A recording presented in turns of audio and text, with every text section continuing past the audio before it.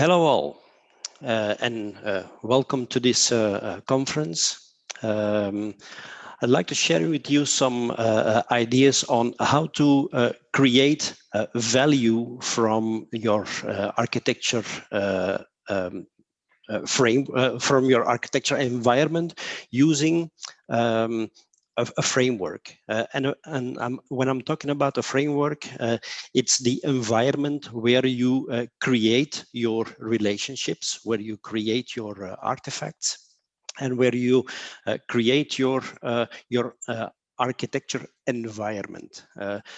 You'll have to use a framework because using a framework will allow you to build values, and I'll explain you why.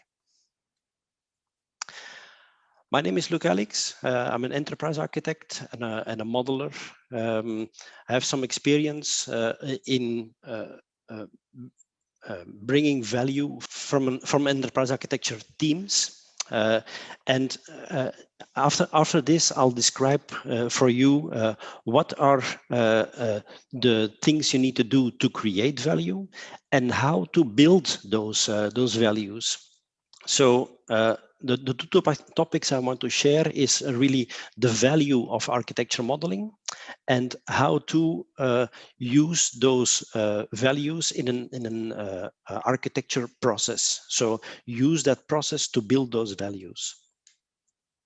So when we talk about values, what do we think these values are? So I think we can consider that we can create business value from architecture modeling, but of course also our architects themselves, they also can have values from architecture modeling, and I want to share these ideas with you.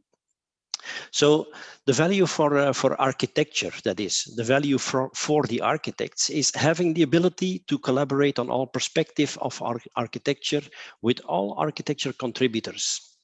With that, I'm meaning that if you want architects to collaborate, they will need to be able to collaborate on all perspectives, and all perspectives are the perspectives of strategy, of business, of applications, of information, of technology, etc. So all the application, all the architecture perspectives. When I'm talking about architecture contributors, I'm not only talking about the architects themselves, because we recognize enterprise architects, we recognize domain architects, we recognize solution architects, we even recognize subject matter experts, all contributing to the artifacts of architectures. Also having the ability to retrieve in a fast way all architecture elements and their dependencies. With that, I'm meaning that you should have a repository containing all these artifacts with the ability that you can retrieve in a fast way these elements in order for you to answer different questions, because that's what the repository is all about. It should enable you to answer questions. Now, answering questions, and that's the last point of this value for architecture, is being able to respond to those questions without having to investigate, study. If you have to talk to your business or announce to your business that you have received their question, but you will need to investigate or study the problem before answering it, it will always cause friction. So having a complete and good repository will enable you to answer these questions in a faster way. Now, to achieve those values, you need to work on a common architecture repository covering all architecture perspectives. You need to use a framework.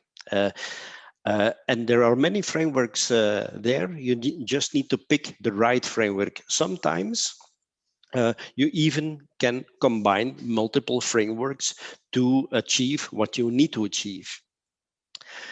You need to set the language. What is the language that you will use to produce your artifacts? And having used or putting in place a language is not the only thing. You also need to define a meta model to to build your language upon. So what are the elements from the language you'll be using, and what are the relationships, and specifically what are you not using from the language? You need to define that meta model. What's more, on achieving the value is that you understand what is driving your business and what the business is asking themselves. As an example, I'd like to introduce. I'd like to put an example of Belgian railways, Belgische Eisenbahnen, where there was a challenge of having thousands, and I'm really talking 10,000s of applications in the enterprise landscape that needed to be brought to the cloud in order to modernize the application sets. Now, the management was asking themselves, okay, let's get a view of what the applications are, what they do, and what is the priority of bringing them to the cloud. Which applications are phased out, and what are the new sets of applications we need to bring in. We, as an enterprise architecture department, we didn't have all these answers. So we built the repository to answer those specific questions to the management, and also to follow up what we needed to communicate to the party that was bringing the applications to the cloud. That as an example of bringing value, of understanding what is driving your business and what they might be asking themselves as questions. Of course, having architects seeing the value of their artifacts is not the only thing. Also, the business needs to identify the value that architect delivers. So having an architecture as a solid validation partner or as a sounding board. Business needs to have the impression or the idea that they can come to enterprise architects with all the questions they have, and that they can put their questions on a sounding board, or that they have an interaction partner to ask their questions to, and to verify that what they are thinking is that the correct way of thinking, how can we collaborate, etc. So a business needs a partner, and I want you to be, as architect, the partner of business. Having fast answers on questions of business, and this is a point related to the previous slide. As from architects, we need to produce those elements in a fast way, but also business will appreciate the faster we answer their questions, the more satisfied they will be. Of course, answering those questions is not the only thing. We need to act proactively as a partner for business. So if business is asking questions or putting things forward, we always will help them by saying that that what they want is also related to, or is dependent on, something else in the business that is going on. So we, from enterprise architecture, we will help to identify those cross-business dependencies, and will help to identify how these dependencies will interact with their specific programs. Now, to achieve those values is, of course, you become recognized as a solid partner. Becoming recognized as a solid partner doesn't happen like that. It doesn't really. You need to integrate your architecture activities in those business processes. Make sure that everything you do from enterprise architecture is integrated in those processes. Be a partner, be that sounding board. From enterprise architecture, you have, or you're in possession of a rich repository. Make sure you build those reports, those charts, those visualizations that answer those business questions. Now you need to make sure that you publish all that information online so it can be consulted. The content is always available in the format that is desired by business.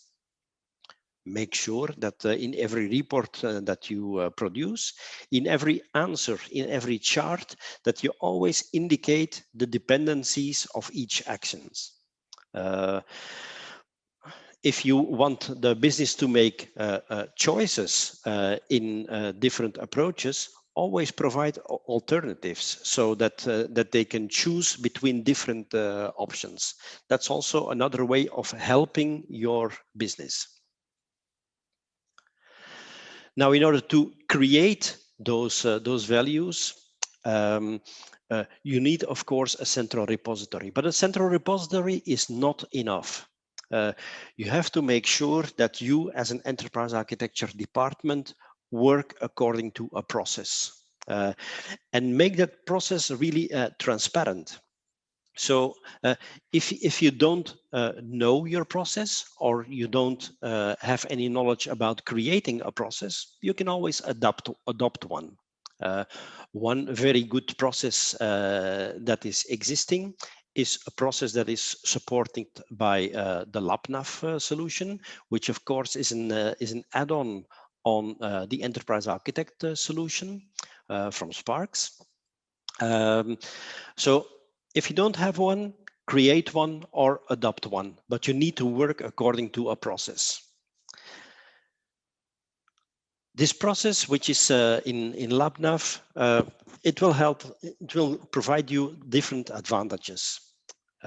Having a process will create transparency in your activities. It will illustrate the touch points you have with other stakeholders. So every step in the process will show you the different interactions with other processes.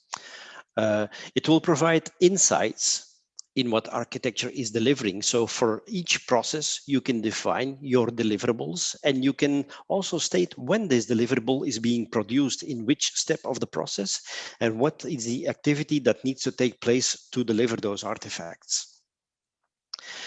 It will provide placeholders for all artifacts and deliverables. Each step in the process will produce a number of different artifacts in the different steps of the process, and you will be able to identify which artifacts is produced when. It will make sure that you're in control of delivering your artifacts. So in order to when you attach those deliverables to your different process steps, you will be able to, when an audit comes by, you will be able to identify what you're producing in which steps, and what are the evidences that are in place to cover those different process steps. Those are different values that you create from having a process, and that process will enable you to amplify the values from your repository. Now, what I want to do in this next part is to guide you into those different process steps and help you to implement a process if it's not in place yet. So this process is really about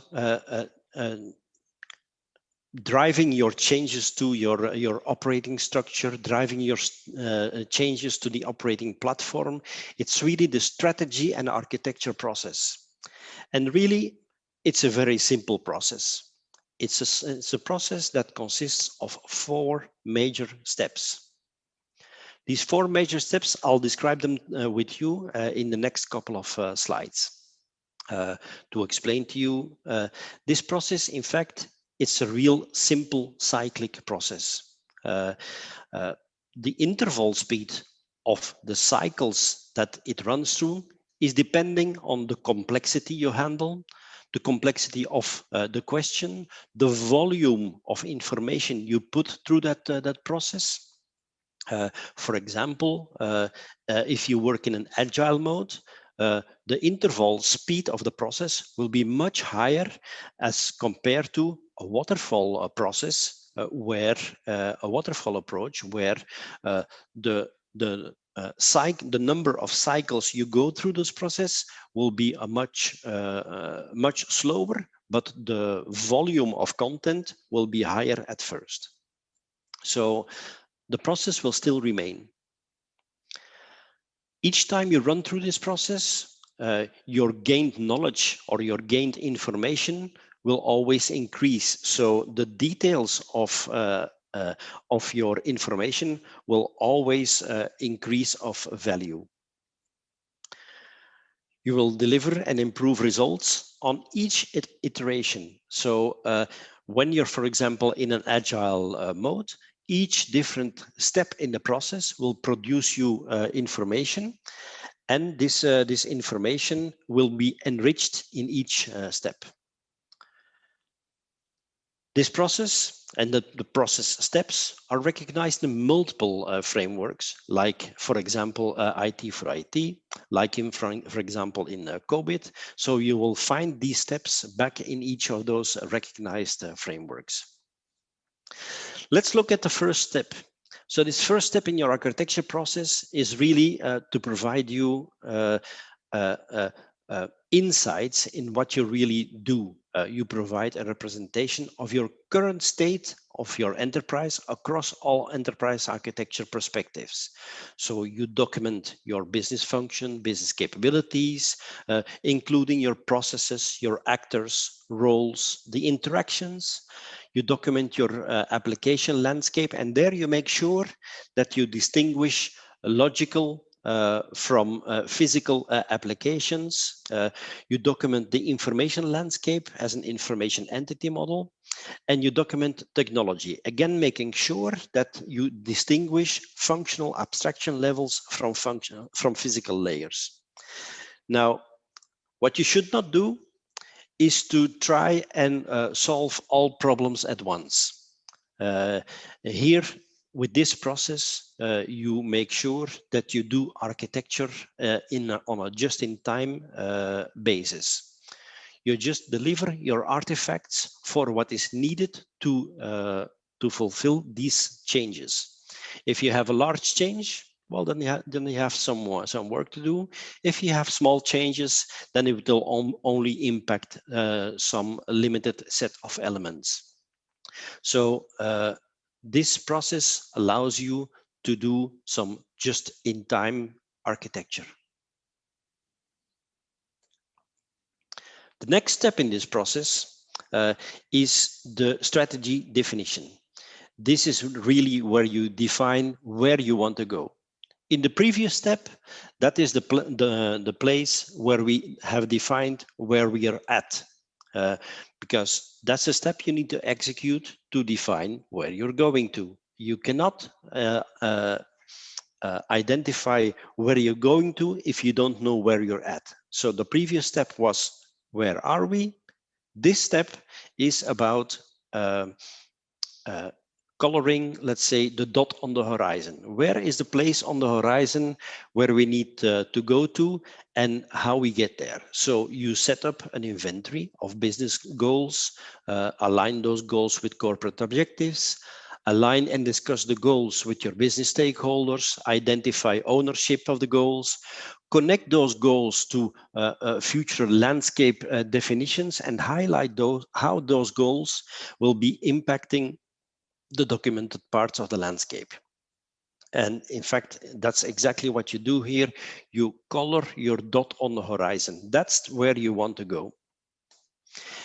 In the next step of the process, you execute that strategy. And in this third step of the process, you set up an inventory of your business demand. What is your business really requesting from you?